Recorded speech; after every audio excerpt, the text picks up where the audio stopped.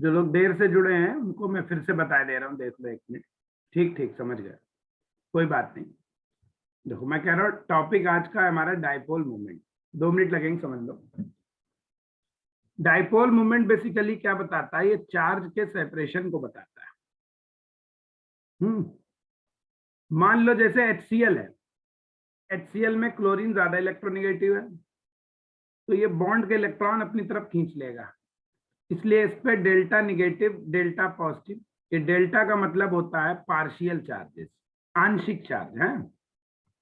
इसका मतलब क्या है? Partial charge. तो इन पे पार्शियल चार्ज आ गया। मान लो इन दोनों के बीच की डिस्टेंस डी है, डी क्या है? बॉन्ड लेंथ है। और इसको पार्शियल चार्ज को आप ऐसे लिखो, चाहो आप ऐसे भी लिख सकते हो, Q प्लस Q माइनस। और Q क्या है? यहाँ चार्ज है। तो अब ये स्ट्रक्चर में देखो, एक एंड प्लस हो गया, एक एंड माइनस हो गया, तो ये स्ट्रक्चर एक डाइपोल बन गई। जो भी चीज डाइपोल होगी वो घूमती है, उसके अंदर एक पर्टिकुलर डाइपोल मोमेंट होता है। उस डाइपोल मोमेंट को हम म्यू से डिनोट करते हैं। और म्यू क्या होता है? Q into D. ये जो लाइन खींची है वर्टिकल खड़ी खड़ी, ये मॉडुलस परिमाण को प्रदर्शित करती है। मॉडुलस का मतलब है कि यहाँ पे हमें प्लस माइनस से मतलब नहीं है, चार्ज की वैल्यू रखनी है। -5 चार्ज है तो हमें 5 रखना है, माइनस नहीं रखना है। डाइपोल मोमेंट एक वेक्टर क्वांटिटी होती है। वेक्टर क्वांटिटी होने का मतलब हमें इसकी डायरेक्शन बतानी पड़ेगी। तो डायरेक्शन कैसे बताएंगे? देखो, तो डायरेक्शन का जो रूल है, जो नया रूल है आयुपैक रूल, आयुपैक ने बनाया, वो तो ये कहता है माइनस से प्लस बनाओ, लेकिन अभी भी अपने यहाँ सब पुराना ही यूज होता है, तो इसलिए हम लोग पुराने वाला चलेंगे, पुराना ही आपको यूज करना है एग्जाम में भी। तो पुराना रूल ये कहता है माइनस और प्लस, एंड में प्लस से माइनस की तरफ ऐसा एरो बना दो, ये जो बना स्पेशल टाइप का, तो ऐसा एरो हम प्लस से माइनस एंड की तरफ बनाते हैं। ठीक, प्लस का मतलब लेस इलेक्ट्रोनेगेटिव एटम से मोर इलेक्ट्रोनेगेटिव एटम की तरफ बनाते हैं। अब मान लो दो बॉन्ड हैं ऐसे, तो हम डाइपोल मूवमेंट कैसे निकालेंगे? ये ए ने बी से बॉन्ड बनाया, इधर भी बी से, बी ज्यादा इलेक्ट्रोनेगेटिव है मान लीजिए, तो बी ने अपनी तरफ खींच लिया, उसमें माइनस, ए पे प्लस। डायरेक्शन हमारा होगा प्लस से माइनस की तरफ। तो इस बॉन्ड के डाइपोल मूवमेंट को μ1 कह लो। दोनों बॉन्ड में डाइपोल मूवमेंट है, इसको μ1 कह लो। इस बॉन्ड के डाइपोल मूवमेंट को μ2 कह लीजिए। तो नेट डाइपोल मूवमेंट जो होगा वो इन दोनों का वेक्टर एडिशन होगा, और वो यहां से निकलेगा जैसे फिजिक्स में पढ़ते हो। तो ये नेट टोटल डाइपोल मूवमेंट ये आएगा। तो अब मान लो यहाँ पे एंगल जो है वो कितना है? थीटा है। तो फिजिक्स में भी पढ़ा होगा, मैथमेटिक्स में भी पढ़ाते हैं। तो म्यू नेट या टोटल कितना आएगा?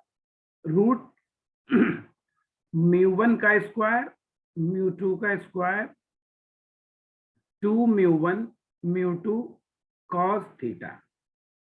ठीक है, ये होता है निकालने का इसका फार्मूला। ठीक, अब जरा देखो, ध्यान से समझो।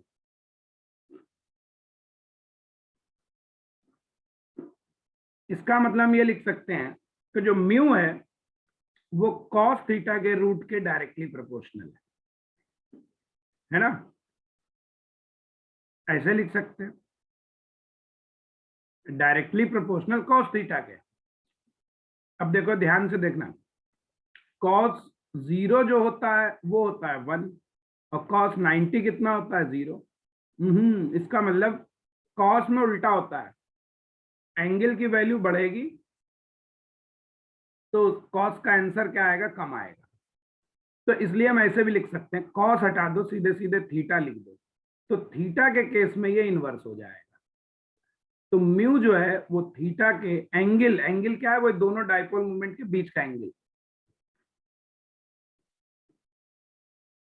इसका इनवर्स होता है।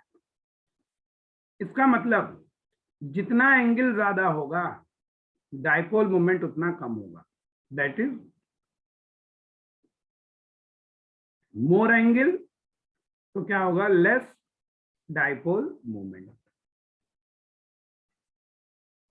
ठीक, ये आगे अभी ऑर्डर अरेंज करने में काम आएगा सब।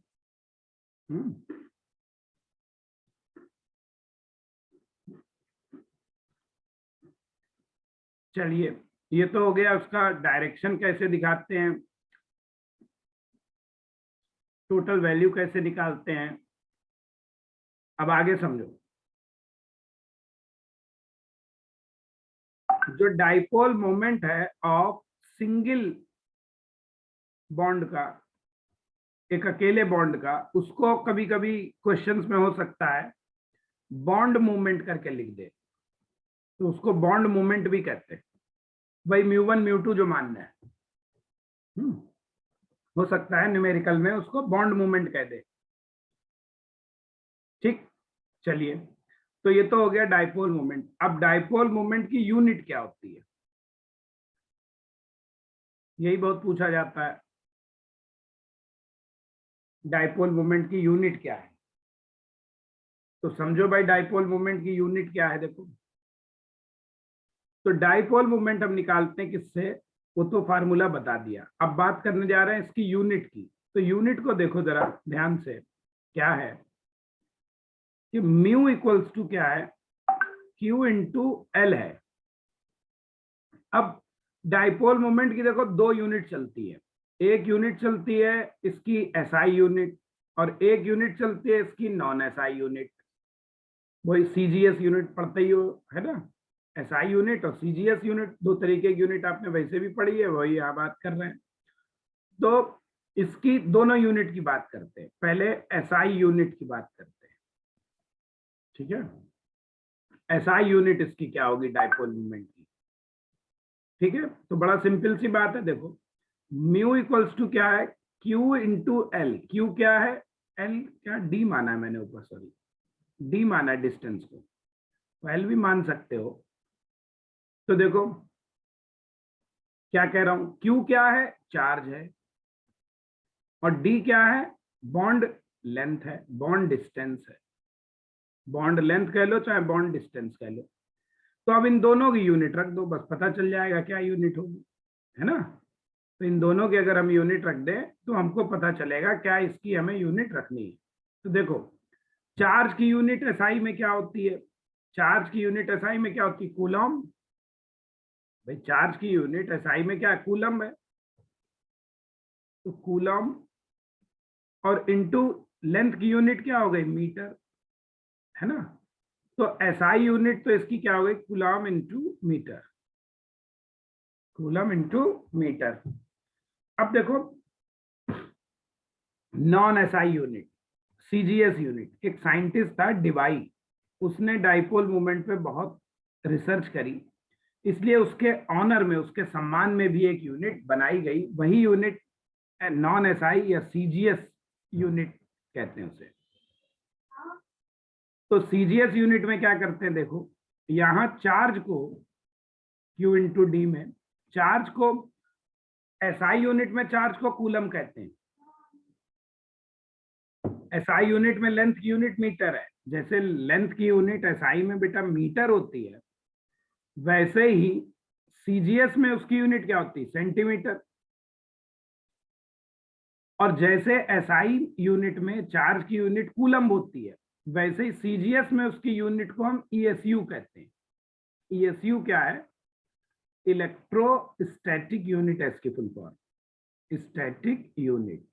ठीक, तो इसका मतलब इसकी यूनिट क्या हो गई, नॉन एसआई में ईएसयू इंटू सेंटीमीटर। अब देखो 10⁻⁻18 ईएसयू इंटू सेंटीमीटर को हम 1 डिवाई कहते हैं, डी से लिखते हैं, ये उनके सम्मान में, ऑनर में।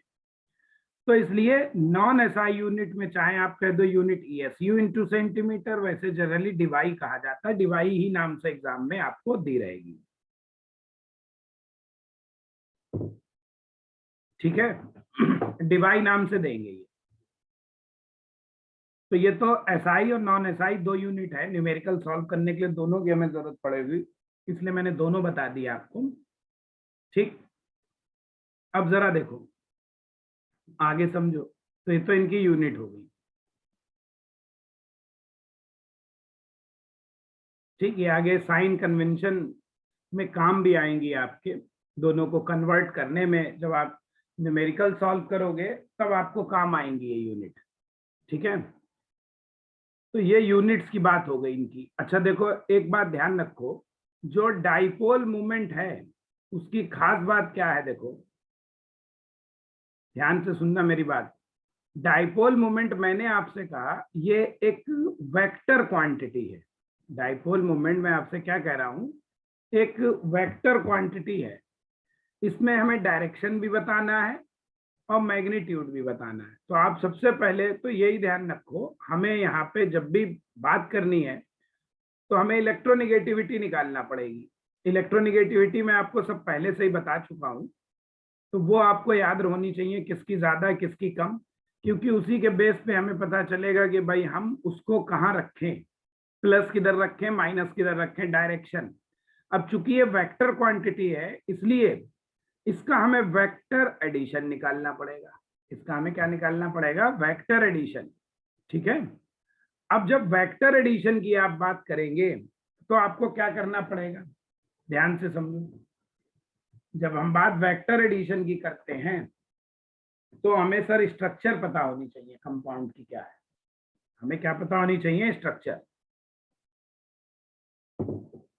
तो स्ट्रक्चर पता करने के लिए क्या करना पड़ेगा, हमने आपको पीछे एक टॉपिक पढ़ाया है शेप्स ऑफ मॉलिक्यूल, तो आपको शेप्स पता होनी चाहिए। तो जैसे शेप बताइए, पहले आप शेप निकालेंगे वहां कंपाउंड में, ठीक। शेप निकालने के बाद फिर हम ये बातों को अप्लाई करेंगे, कैसे मैं भी एग्जाम्पल से बताऊंगा, चिंता ना करो। तो देखो, तो ये तो हो गया डाइपोल मोमेंट का बेसिक बात बस। अब देखो हम इसको निकालते हैं। अब पहले एक बात और समझो, जो कंपाउंड्स होते हैं हमारे, कोवेलेंट कंपाउंड की बात कर रहा हूं डाइपोल मोमेंट के लिए।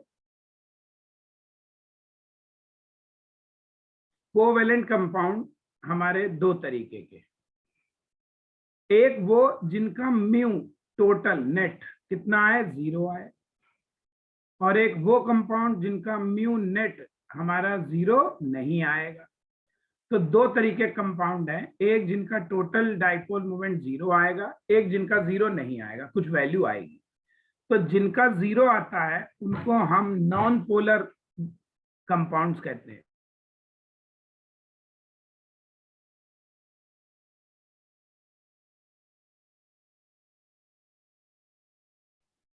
तो जिनका डाइपोल मोमेंट 0 होता है उन्हें हम नॉन पोलर कंपाउंड्स कहते हैं, ध्यान रखना। एग्जाम में क्वेश्चन आएगा कौन सा नॉन पोलर है, और जिनका डाइपोल मोमेंट 0 नहीं होता उन्हें हम पोलर कंपाउंड्स कहते हैं। तो आपको डाइपोल मोमेंट निकालने पड़ेंगे, जिसका डाइपोल मोमेंट 0 आ जाए उसको नॉन पोलर कह देना, जिसका 0 नहीं आए वो पोलर। ठीक, एक बात तो ये हमारे काम आएगी अभी आगे। ठीक, अब देखो एक एक करके हम बात करेंगे। ठीक, बस इसका थ्योरी इतना ही है, अब बस प्रैक्टिस है।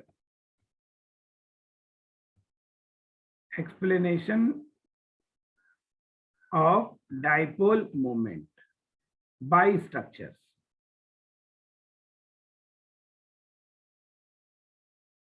स्ट्रक्चर के बेस पे इसका क्या एक्सप्लेनेशन देंगे, ठीक है। इतना क्लियर हो गया, सबको समझ में आ रहा है बेटा, ये बताइए सबको समझ में आ रहा है या नहीं आ रहा है।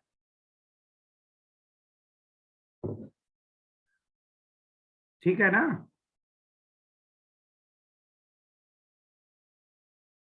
चलिए ठीक है, गुड गुड गुड। तो देखो ये तो हुआ डाइपोल मोमेंट, मैंने कहा क्या होता है, कैसे उसे फाइंड करते हैं। अब ये हम फाइंड करेंगे, जिसके भी डाउट हो कुछ वो अभी हम हमेशा क्लास के बाद 5 मिनट्स देते हैं, ताकि उस टाइम में आप अपना ये पूछ सको किसको क्या डाउट है, वो आप उस समय पूछिएगा। एक आध चीज आप यहाँ चैट में भी लिख के पूछ सकते हो, कोई ऐसी बात नहीं है, आप चैट में लिख दो, मैं यहाँ से भी बता दूंगा। ठीक है, तो चैट बॉक्स में भी लिखते रहो, नहीं तो क्लास जब ओवर होगी तो वहां पे मैं आपको टाइम दूंगा, उस टाइम में आप हमसे ये पूछ लीजिएगा जो भी चीज आपके ना समझ में आई हो, ध्यान से। ठीक है, इतने में तो कोई डाउट नहीं है किसी को। तो देखो हमारी बात चल रही है स्ट्रक्चर के बेस पे हम डाइपोल मोमेंट कैसे निकालेंगे। तो पहला कम होगा एग्जाम में आपको, जैसे फार्मूला लिखा होगा, ध्यान रखो एग्जाम में क्या करेंगे वो आपको फार्मूला लिख के देंगे। तो आपको क्या करना है, उस फार्मूले से, जो फार्मूला दिया है, सबसे पहले आपको उसकी स्ट्रक्चर बनानी होगी। सबसे पहले उसको क्या करना होगा, आपको स्ट्रक्चर बनाना पड़ेगा कंपाउंड का। ठीक है, देखो जरा समझना ध्यान से। एक चीज और लिख दें, ये भी काम आ जाएगी तुम्हारे, लिखना भूल गए कि कन्वर्जन की एक और यूनिट लिख देते हैं। डिवाई को मान लो कन्वर्ट करना हो कूलाम मीटर में, तो 1 डिवाई जो होता है वो 3.33 इंटू 10⁻⁻30 कूलॉम इंटू मीटर होता है। ठीक, ये न्यूमेरिकल्स में काम आ सकता है ये भी, तो यहीं लिखे दे रहे हैं 1 debye equals to 3.3 into 10⁻⁻30 coulomb into metre. चलिए अब शुरू होता है, कह लो कायदे का डाइपोल मूवमेंट। पहला एग्जाम्पल, बहुत सिंपल से एग्जाम्पल से चलेंगे पहले। जैसे मान लो BeF2 का हमें डाइपोल मूवमेंट बताना है, तो सबसे पहले मैंने क्या कहा, बेटा जी स्ट्रक्चर बनाइए। स्ट्रक्चर बनाने के लिए वही जो तरीके सिखाए, हाइब्रिडाइजेशन, ये वो सब निकाल लो, है ना। देखो H इक्वल्स टू कितना आएगा, तो मैंने इसीलिए पहले कहा था हाइब्रिडाइजेशन निकालना, हाइब्रिड नंबर निकालना बहुत इंपॉर्टेंट है, बिना उसके नहीं होगा। ठीक है, तो इसका H निकालो, कितना आएगा, तो इसका H आएगा, बेरिलियम के वैलेंस शेल में 2 इलेक्ट्रॉन और 2 फ्लोरीन को ऐड करो 2, तो कितना आ जाएगा 2 का मतलब इसमें sp हाइब्रिडाइजेशन होगा। और sp हाइब्रिडाइजेशन की जो ज्योमेट्री होती है वो लीनियर होती है, वो लीनियर को एक्सप्लेन करता है। तो इसको लीनियर ऐसे बना दो, लीनियर माने 180 का एंगल होगा, है ना। अब देखो फ्लोरीन ज्यादा इलेक्ट्रोनिगेटिव है, इलेक्ट्रोनिगेटिविटी मैं लिख चुका हूं, फिर से लिखे दे रहा हूं। फ्लोरीन की 4 होती है सबसे ज्यादा दुनिया में, दूसरे नंबर पे ऑक्सीजन 3.5, ठीक है, फिर तीसरे नंबर पे है 3 नाइट्रोजन और क्लोरीन की लगभग बराबर होती है। फिर ब्रोमीन होता है 2.8, फिर कार्बन, सल्फर, आयोडीन की भी लगभग बराबर 2.5, हाइड्रोजन को याद रखो 2.1। ये वैल्यूज याद रखो, काम आएंगी आपके डाइपोल मूवमेंट की। ठीक है, good good, very good, answer आपका सही है। तो देखो जरा मैं क्या कह रहा हूं, अब सबको ध्यान देना ना, मुझे तो उसी हिसाब से बेटा पढ़ाना, आपने सही दिया। तो बेरिलियम से फ्लोरीन तक खींच लो इधर, ये इधर आ गया। तो देखो दोनों क्या है, अपोजिट, एक इधर एक इधर, तो ये μ1 इधर μ2 इधर, दोनों अपोजिट होगा एक दूसरे के, इसलिए म्यू हमारा नेट कितना आएगा, दोनों एक दूसरे को कैंसिल कर देंगे, इधर वाला खींच रहा इधर, इधर वाला इधर, तो म्यू नेट कैसे आएगा, 0। इसको देखो हम फार्मूले दिखाते हैं, देखो म्यू नेट हमने क्या फार्मूला लगाया था, ध्यान से देखो, μ1 square μ2 square plus 2 μ1 μ2 cos theta. यहाँ पे थीटा कितना है, देखो 180 का एंगल है ना, तो जरा यहाँ रखो, और कॉस 180 कितना होता है, कॉस 180 कितना होता है, -1, तो इसलिए म्यू नेट कितना आएगा, जरा देखना। देखो μ1 μ2 दोनों बराबर ही तो होंगे, इसको x मान लो, इसको भी x मान लो, तो μ1 square x square μ2 square x square plus 2 μ1 μ2 cos 180, इतना तो आ गया। तो देखो कितना हुआ, 2x स्क्वायर, तो ये ऐड हो गए, और ये हुआ माइनस का 2x स्क्वायर, तो इक्वल्स टू कितना आ गया, 0। देखो है, तो सीधे 0 दिख रहा है। ये कैलकुलेशन भी साथ साथ सीखते चलोगे तो थोड़ा सा आइडिया आपको ज्यादा अच्छे से रहेगा, आप आगे ज्यादा अच्छे से कर भी पाओगे, क्योंकि इस तरीके के आते भी। सेकंड देखो, सेम देखो, जैसे CO2 है, हाइब्रिडाइजेशन अब हम सीधे सीधे लिखेंगे, बार बार नहीं निकालेंगे, बहुत लंबा हो जाएगा वरना, क्योंकि पहले तो सब सिखा ही चुके हैं।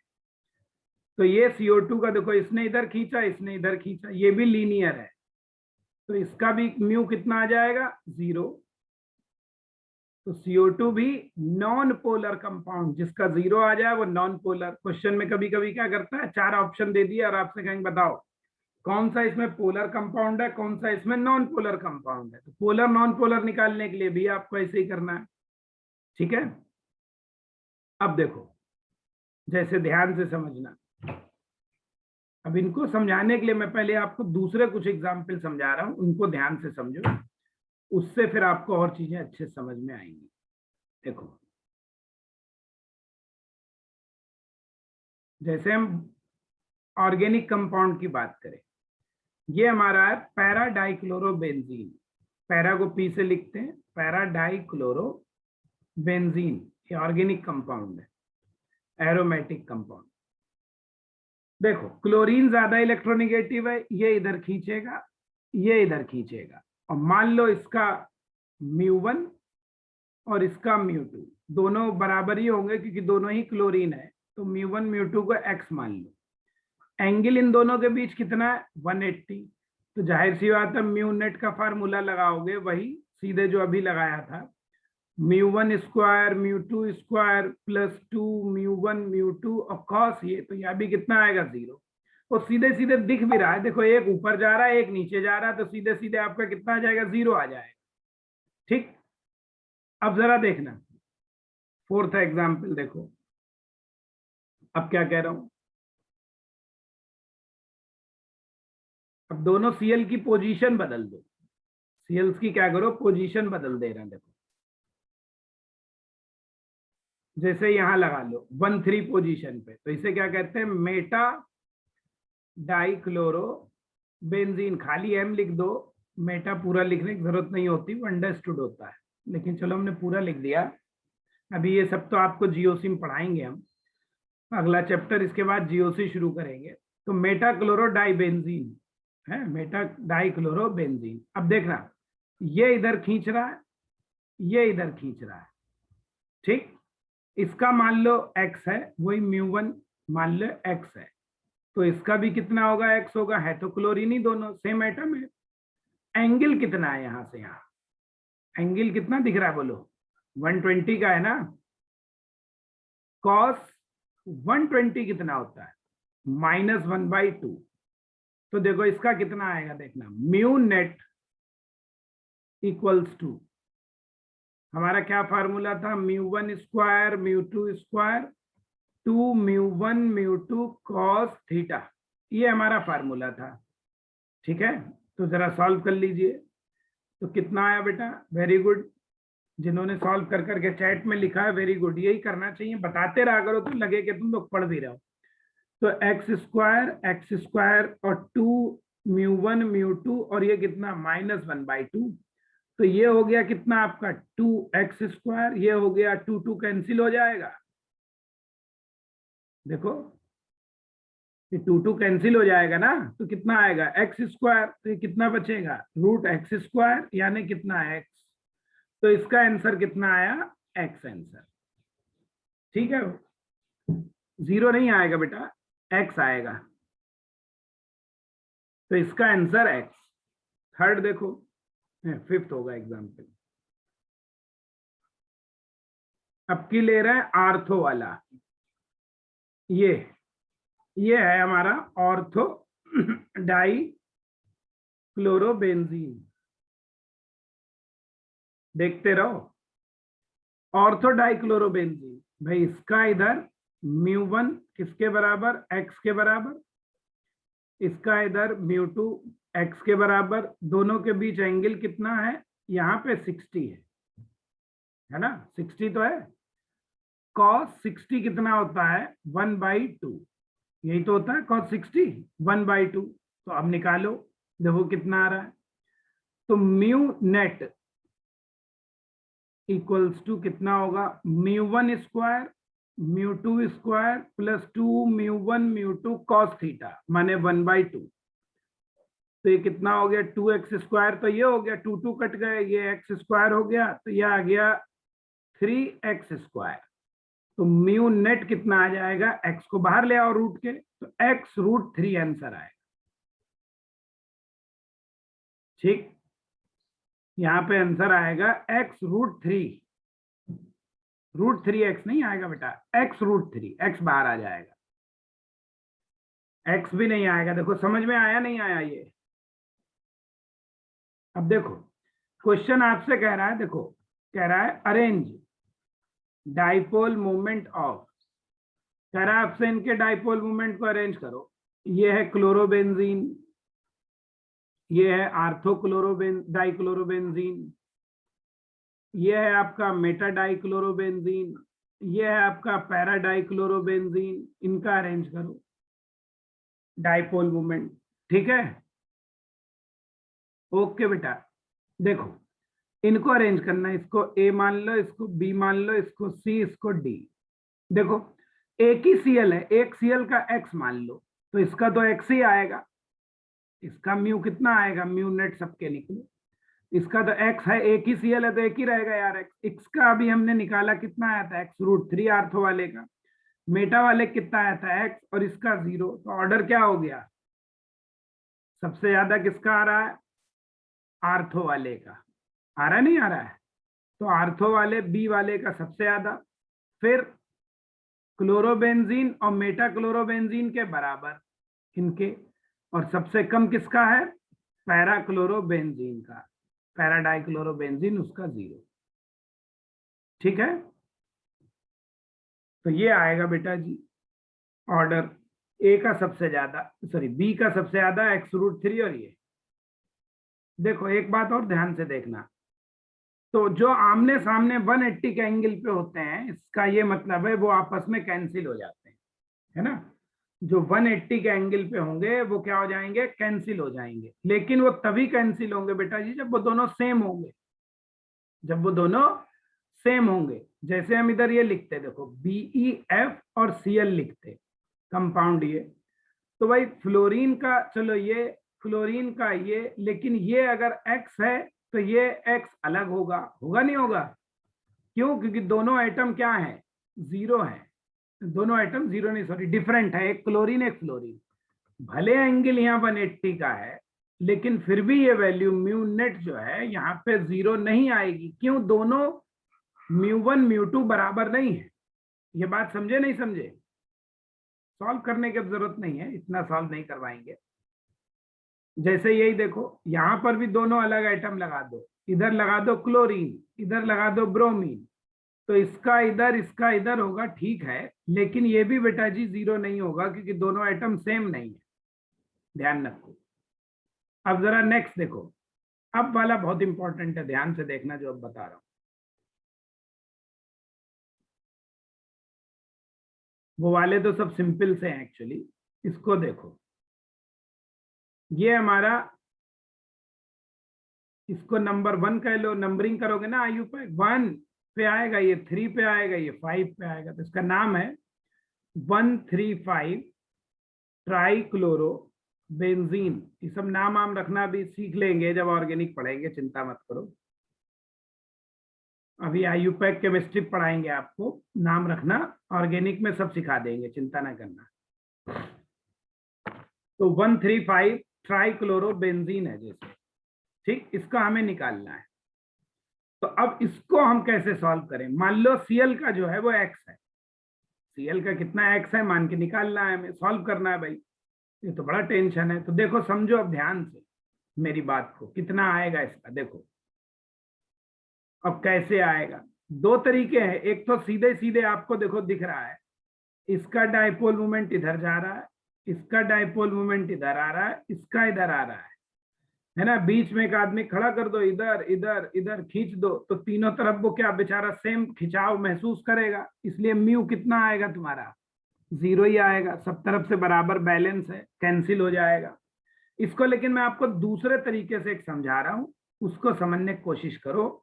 ये तो सीधे 0 दिख रहा है, ठीक, लेकिन समझने के लिए देखो कैसे आया। ध्यान से देखो जो अब बता रहा हूं, इससे आपको समझ में अच्छे से आएगा। जैसे मान लो हम इतने की बात करें, मेटा डाइक्लोरोबेंजीन की, इसका कितना आया था हमारा आंसर, एक्स आया था ना। अभी इसका ऊपर सॉल्व किया था, एक्स आया था। तो इसका मान लो देखो, इसका ये इधर जा रहा है, ये इधर जा रहा है, तो इन दोनों का नेट इधर आएगा नहीं आएगा? तो इन दोनों का म्यू नेट कितना आया था, एक्स आया था। इतना बात समझे या नहीं समझे पहले? ठीक है ना।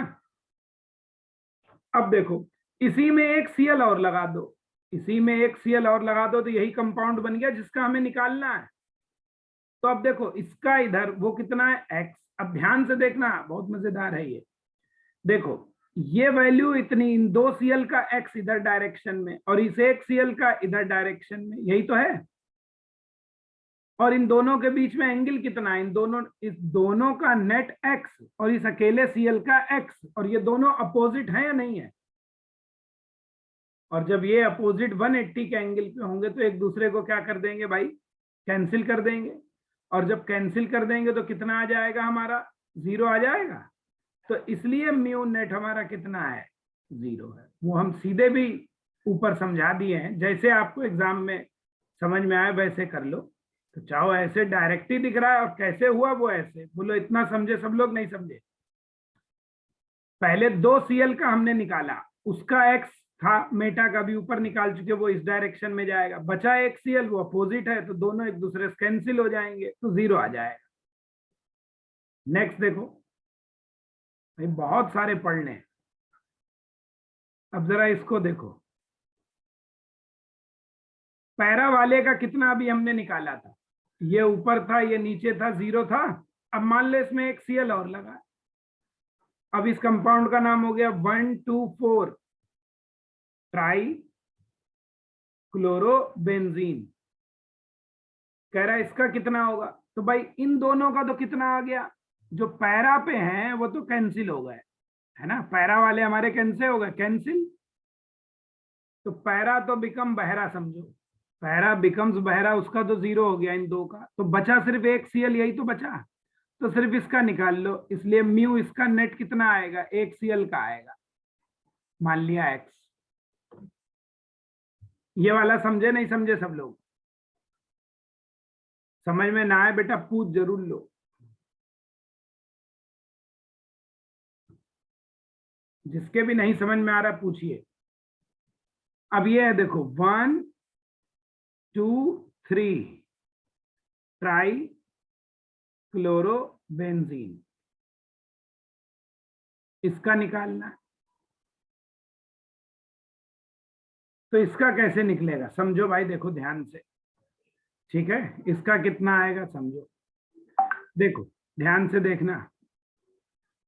देखो अगर तुम ध्यान से देखो, पहले समझने के लिए इसी का निकालना है, लेकिन समझेंगे ऐसे, देखना कि मान लो ये वाला सीएल नहीं है यहाँ पे, अभी सिर्फ समझ लो, ऐसे ही समझ लो कि ये वाला सीएल यहाँ पे जस्ट सपोज नहीं है, ठीक है भाई, नहीं है मान लिया। तो इसको अगर हम मान ले ये यहाँ पे नहीं है, तो इन दोनों सीएल का, इसका इधर है इसका इधर है, इन दोनों का नेट किधर जाएगा, इधर ही तो जाएगा। और वो नेट कितना आता है, मेटा ही नहीं लग रहा है, ये दोनों मेटा पे पोजीशन पे 1 पे 2 पे 3 है ना, तो 1 और 3 पे दोनों सीएल दिख रहे हैं, तो मेटा लाइक है दोनों, नहीं है मेटा जैसे है ना। और मेटा का कितना था एक्स, तो इन दो सीएल का तो कितना आ गया, एक्स आ गया। इतने में कोई डाउट किसी को।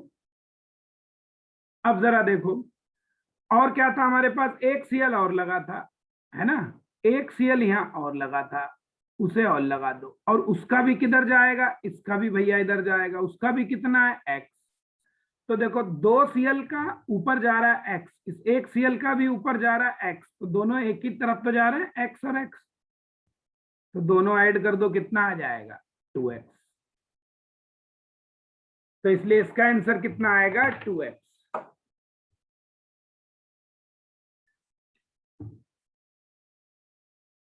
इतना समझ में आ गया होगा।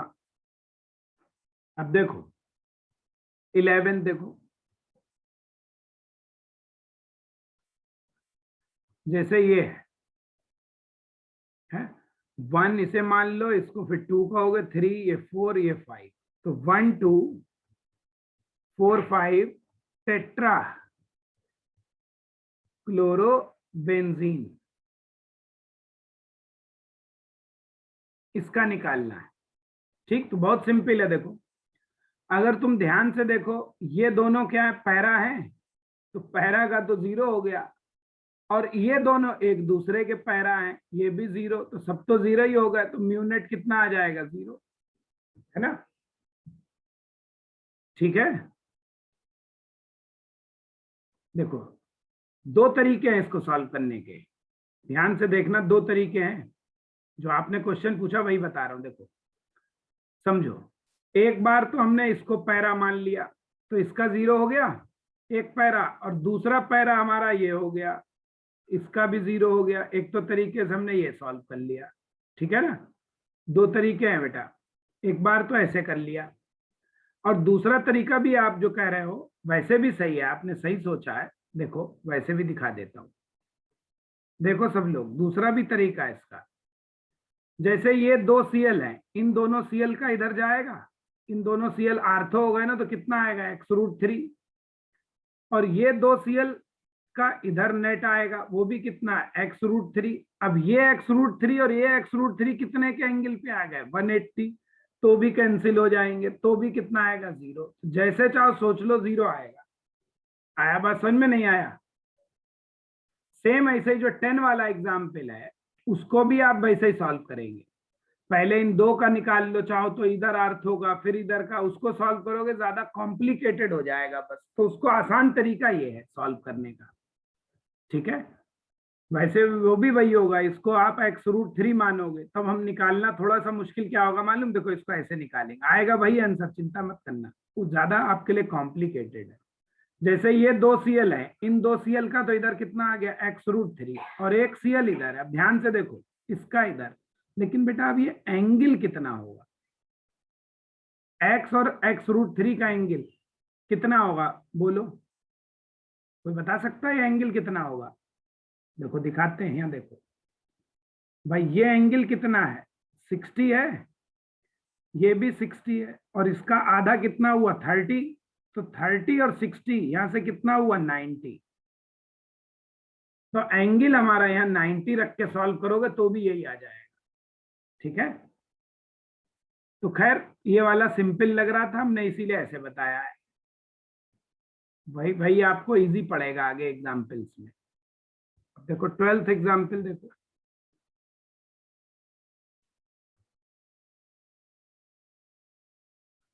बोलो कितना आएगा इसका, बोलिए।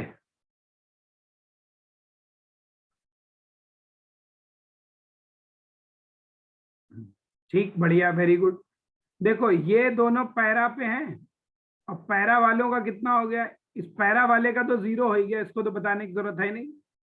पैरा बिकम बहरा, इसको तो 0 कर दो, ये तो पैरा लाइक हुआ ना, पैरा जैसा, इसका तो 0 हो गया। और जो दो सीएल बचे बाकी, वो कैसे हैं मेटा लाइक, बाकी जो दो सीएल बचे वो कैसे हैं मेटा लाइक, मेटा पोजीशन पे है ना दोनों, देखो 1 पे और 3 पे, और मेटा का कितना आया था x, तो इसलिए म्यू नेट कितना आएगा यहाँ x, समझे ये वाला।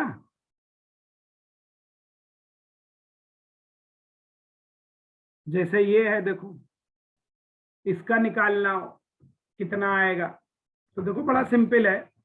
ये वाला देखो पैरा जैसा दिख रहा है आपको, इतना हिस्सा पैरा लाइक, तो इसका भी 0, और इधर से इसे देखो, ये भी कितना दिख रहा है पैरा जैसा दिख रहा है, तो इसका भी कितना 0।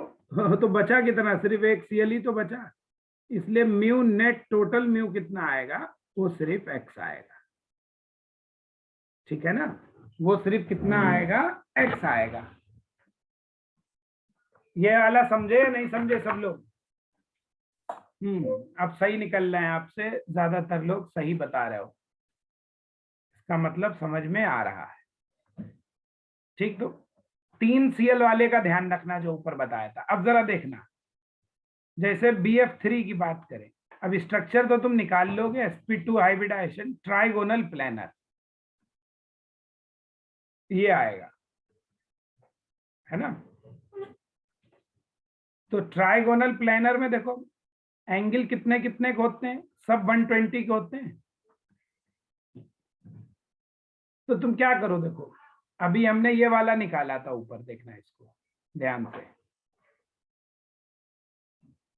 ये वाला भी तो हमारा ऐसे ही था यार, 120 120 120, तो ये भी एक टाइप का ऐसा ही स्ट्रक्चर था। इसको कैसा आया था, म्यू 0 निकाला था ना ऊपर, सब कैंसिल, तो यहां पर भी वही होगा। ये तीनों के डायरेक्शन क्या होंगे, एक पॉइंट से निकलना है, देखो ये यहां से आ रहा है, ये इधर जा रहा है, ये इधर, तो तीनों एक दूसरे को कैंसिल कर देंगे, इसलिए म्यू नेट हमारा कितना आएगा, 0। सेम उसी तरीके से जैसे ऊपर किया था। ठीक है, समझ गए ना। नेक्स्ट देखो, जैसे हम वाटर की बात करें, अब वाटर क्या है, देखो बेंट स्ट्रक्चर होती है, हमें शेप बनानी होती, ध्यान रखो डाइपोल मूवमेंट निकालने के लिए शेप बनाइएगा, ज्योमेट्री मत बनाना। तो इसका डायरेक्शन देखो इधर, इसका डायरेक्शन इधर, क्योंकि ऑक्सीजन ज्यादा इलेक्ट्रोनेगेटिव है, तो म्यू 1 इधर, म्यू 2 इधर, तो इसका मत, और एंगल इसका कितना होता है 105 डिग्री लगभग, तो कैंसिल नहीं होगा, नेट म्यू इतना आएगा इधर, तो वो हमारा 0 आएगा, 0 नहीं आएगा, कुछ आएगा वैल्यू, इसका वैल्यू कुछ आएगा। वाटर का ये वैल्यू जो होता है वो 1.85 डिवाई होता है, ये वैल्यू एक्सपेरिमेंटल इसकी लर्न कर लो, वाटर की काम आ सकती है। अगला देखो, ध्यान से समझना आप जरा, देखो अब दो बहुत बढ़िया एग्जाम्पल बहुत पूछे जाते हैं ये। जैसे हम बात करें अमोनिया और NF3 की, बहुत इंपॉर्टेंट, बहुत पूछेगा एग्जाम में, ऊपर जितने क्लोरो लोरो वाले हैं वो। अब इसमें ये बताना किसका ज्यादा किसका कम है, ठीक है, हमें यहाँ ये बताना है किसका ज्यादा है किसका कम है। तो जेईई में बेटा जी क्वेश्चन न्यूमेरिकल भी आते हैं, और पीएमटी में भी आते हैं, नीट में भी, अभी हम आगे न्यूमेरिकल्स भी लगवाएंगे, कैलकुलेट करके भी पूछते हैं, ठीक है। तो दोनों तरीके के आते हैं, मैं दोनों तरीके के बता रहा हूँ इसीलिए सबको। तो देखो जरा इसको, दोनों ही हमारे sp3 हैं अगर तुम्हें याद हो, और लोन पेयर एक एक है, लोन पेयर को मत दिखाएंगे या नहीं दिखाएं, अब समझना है यहाँ पे। देखो जो लोन पेयर होता है उसका भी डाइपोल मूवमेंट होता है, डाइपोल मूवमेंट ऑफ जो लोन पेयर है वो भी होता है, उसको हम क्या कहते हैं, is called bond movement, sorry bond नहीं, हाइब्रिड मूवमेंट कहते हैं इसको, इसको क्या कहते हैं, हाइब्रिड मूवमेंट कहते हैं। हालांकि ये बहुत कम होता है, लोन पेयर का भी डाइपोल मूवमेंट होता है लेकिन वो कम होता है, ठीक है, वो क्या होता है, कम होता है, और इसका डायरेक्शन हमेशा बाहर की तरफ। तो देखो पहले हम स्ट्रक्चर बनाएंगे, समझो ये हो गया अमोनिया और ये इसका लोन पेयर, ऐसे सेम स्ट्रक्चर इसकी है, बस हाइड्रोजन हट के फ्लोरीन आ गया, और क्या। अब समझो, देखो यही समझने वाला है थोड़ा सा। देखो नाइट्रोजन और हाइड्रोजन में नाइट्रोजन ज्यादा इलेक्ट्रोनेगेटिव है, तो इसका तीनों का डायरेक्शन इधर जाएगा, तो इन तीनों का डायरेक्शन किधर जा रहा है, ऊपर जा रहा है ना। और देखो इस लोन पेयर का भी क्या है, ऊपर जा रहा है, तो सारे डायरेक्शन कहाँ जा रहा है, एक ही दिशा में तो जा रहे हैं, ये लोन पेयर का है, और इन तीन का नेट ये आ रहा है, देखो इन तीनों का नेट ये, तो अल्टीमेटली सब किधर जा रहे हैं, एक ही तरफ, तो एक तरफ जाएंगे तो म्यू नेट कैसे आएगा, एक तरफ जा रहा है तो ऐड करना पड़ेगा, तो यानी ये एडिटिव आएगा, जोड़ने से आएगा। और यहां देखो ये ऊपर जा रहा है, जबकि आपकी क्या है, फ्लोरीन ज्यादा इलेक्ट्रोनेगेटिव है, वो नीचे आएगा, अपनी तरफ खींचेगा, तो इसका इधर जा रहा है जबकि इन तीनों का इधर जा रहा है, तो ये दोनों तीनों क्या होंगे, ये नीचे और एक ऊपर, तो यहाँ पे तो अपोजिट है, तो म्यू तुम्हारा क्या आएगा, घटाना पड़ेगा, सब ट्रैक्टिव आएगा, सब ट्रैक्टिव, और सब ट्रैक्शन से वैल्यू क्या होती है, घट जाती है, और एडिशन से वैल्यू क्या होती है, बढ़ जाती है, इसलिए अमोनिया का डाइपोल मूवमेंट ज्यादा आएगा और NF3 का डाइपोल मूवमेंट तुम्हारा प्रैक्टिकली कम आएगा। ये बात समझे या नहीं समझे। देखो म्यू अमोनिया जो है एक्सपेरिमेंटली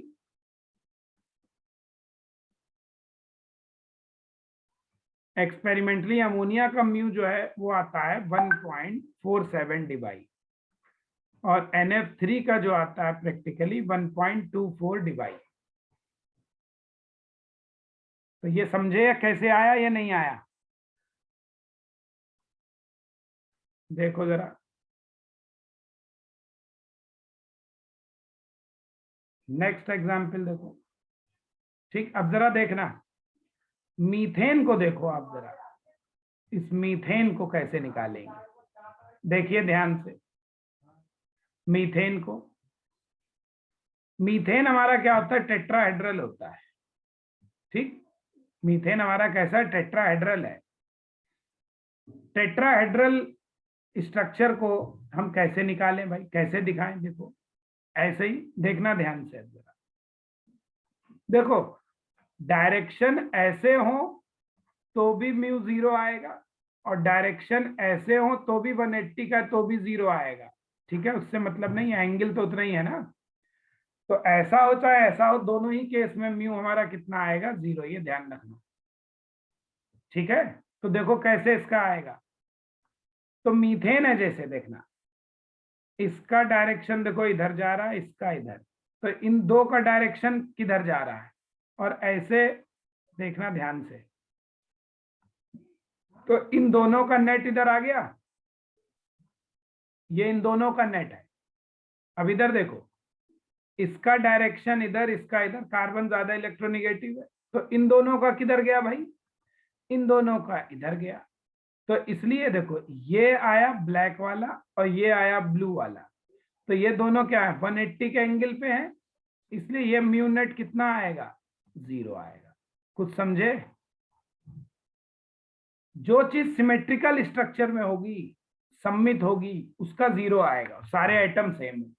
ये देख लो,